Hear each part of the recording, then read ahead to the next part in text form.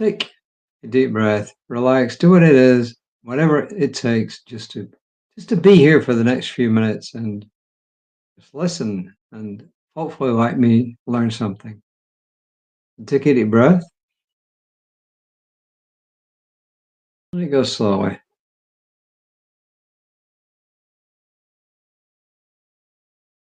Today's reading is called Parenting Myself.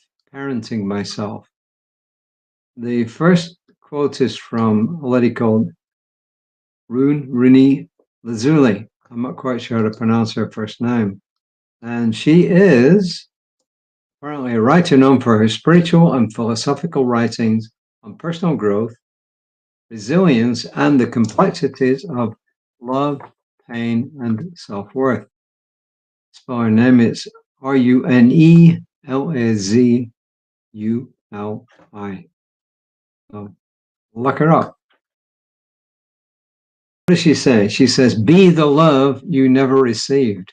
Be the love you never received. And this really does apply to Michelle's story for today. Ernest Holmes says, we're guided by divine intelligence, and we're guided into paths of peace, wherein the soul recognizes its source and meets it in joyful union, in complete at-one-ment. At-one-ment. Science of Mind, page 331, paragraph 4. Of course, Ernest Holmes. According to my leader, our senior minister, Reverend Jesse Jennings at Creative Life Spiritual Center, he says that Ernest Holmes was really a much better orator than he was a writer. He's a good writer, but apparently when he spoke and when it was transcribed, it's a lot more easily digestible, if you like. So his writing is good, but it's kind of complex at times. His speaking is a lot more down to earth, shall we say. And this is Reverend Michelle, who says, part of my journey in this life has been all about reparenting myself. I was born to two teenagers who struggled in their youth to be married and to be parents. My strategy for healing included a lot of forgiveness and compassion, and the act of building greater emotional health by parenting myself the way I would have preferred. He goes on to say, it took many years for me to come to this intention. I struggled with frustrations, especially around my father. I was filled with anger, resentment, and disappointment. Then one day I realized how toxic that was for me. Indulging in my pain, no matter how righteous it was only hurting me and continuing the trauma of my past.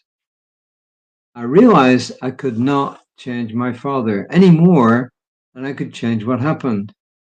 Yet I could make new choices to treat myself with the love and the respect for which I yearned. It was a challenge for sure.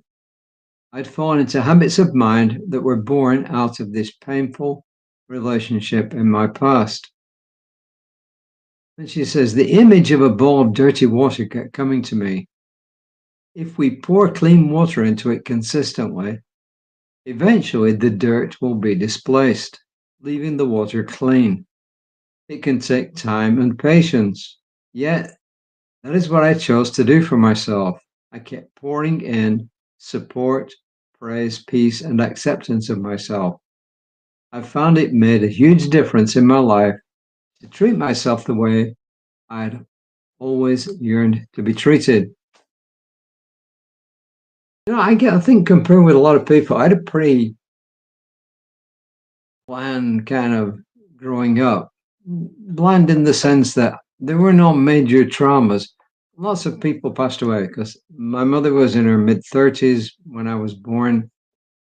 And I guess her parents must have been as well, because my growing up years seemed to be going to lots and lots of funerals for generations old above my mother's, and of course my father when I was 4. But I don't recall any major traumas, of this sort. But where I do meet these traumas is in my emotional freedom technique business. I find that lots and lots of issues that people have go back into their childhood. Usually a parent, a mother, or a father, kind of equal amounts of both. And one of the techniques I've learned since then has been called identity healing, which is also about healing the inner child. Not everything's related to parents, but it seems an awful lot of it is. And I guess in that sense, I was lucky. My mother, yeah, the worst thing she did was pass guilt onto me, and she did a pretty good job about that. And it took me, like, it took Reverend Michelle years to get over this deal with her father. It took me years to get over the guilt thing. But I don't think it's anywhere near as bad as what she's expressing here.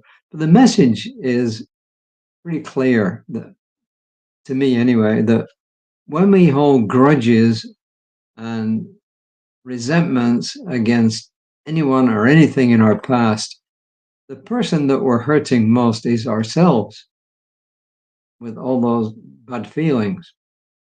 And the other point she makes is that once we make the decision that we want to change all that, it can take a long time.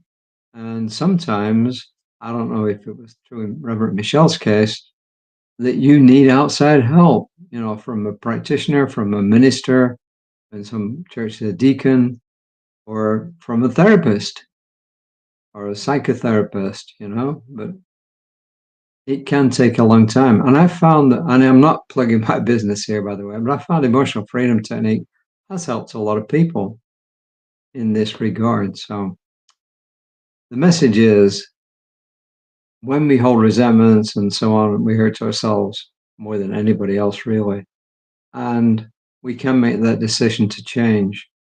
And once we've made that decision to change, often it takes a long time, but sometimes it doesn't. So, but the point is, let's change, let's throw out the resentments, get help if we need to do that, and then start to live a life where we can feel free and loved. So, I am my best champion, speaking, thinking, and acting kindly to myself, always and in all ways. How about that? I'm my best champion, speaking, thinking, and acting kindly to myself, always and in all ways.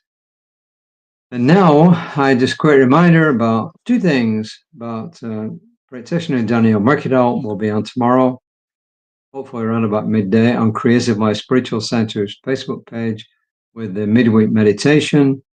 Reverend Lisa will be on that same channel, but earlier in the day at about 9:15 a.m. And I'll be back on all the channels.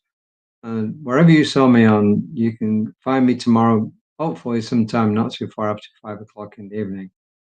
So now I'm off to get changed and go to a business event, and we'll see how that goes. Just remember, the light of God surrounds us. The presence of God watches over us. The power of God protects us. God is always present, always and everywhere, and we're safe and we're well. And I claim this is true, and I let it go and say, it is good and done, and so it is.